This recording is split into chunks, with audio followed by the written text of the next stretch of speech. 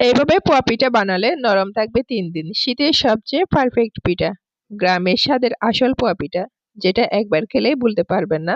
Hello guys, আসসালামু আলাইকুম, welcome to my তারেন্সি blog. আজকে আপনাদের সাথে আমি পোয়া পিঠা রেসিপিটা শেয়ার করবো। আশা করি আমার আজকের রেসিপিটা আপনাদের অনেক বেশি ভালো লাগবে।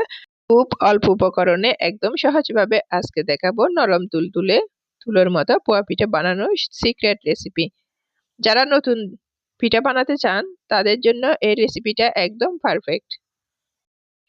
পিঠাগুলো রেডি করার জন্য এখানে আমি 2 কাপ চালের গুঁড়া নিয়েছি এবং 2 কাপ চালের গুঁড়ার সাথে আমি 1 কাপ ময়দাও নিয়েছি।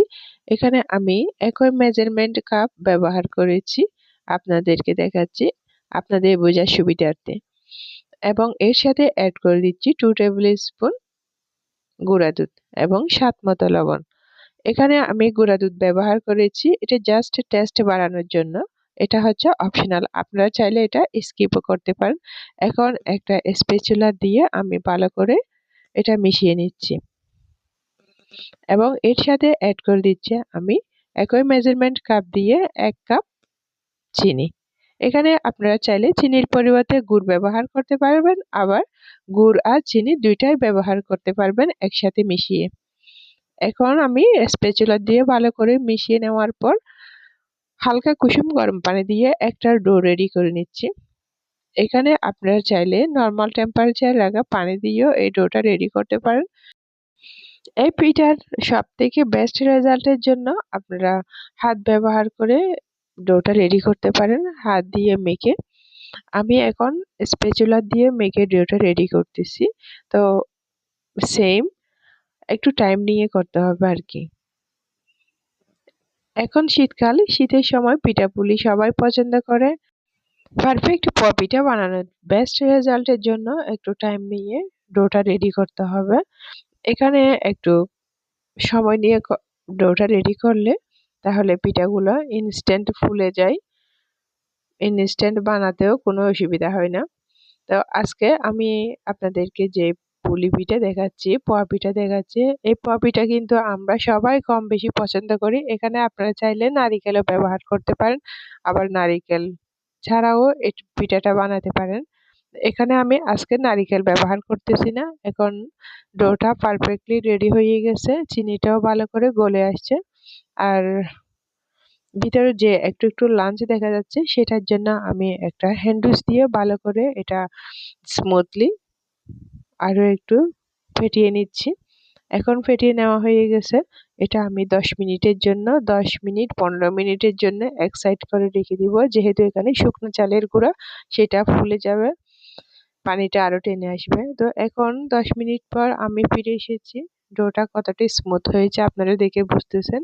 এটা পড়ার সাথে সাথে একদম মিশে যাচ্ছে না, এটা হচ্ছে গুড সাইন পোয়া পিঠার। তো এখানে আমি একটা কড়াই তেলে চুলায় দিয়ে দিচ্ছি আর ডোটা একটা বক্সের মধ্যে নিয়ে নিয়েছি। এখানে আমি তেলটা পারফেক্টলি গরম হয়েছে কিনা সেটা বোঝার জন্য একটু করে ব্যাটার দিয়ে দেখতেছি এটা পারফেক্টলি গরম হয়েছে। এরপর আমি কিছুটা ডো ঢেলে দিচ্ছি, ঢেলে এখন একটা একটা করে পিঠাগুলো রেডি করে নিচ্ছি। দেখলেন তো কতটা সহজ একটা ইজি রেসিপি। আপনারা অবশ্যই এই পিঠা বাসায় বানিয়ে খাবেন, দেখবেন সবাই অনেক বেশি পছন্দ করতেছে।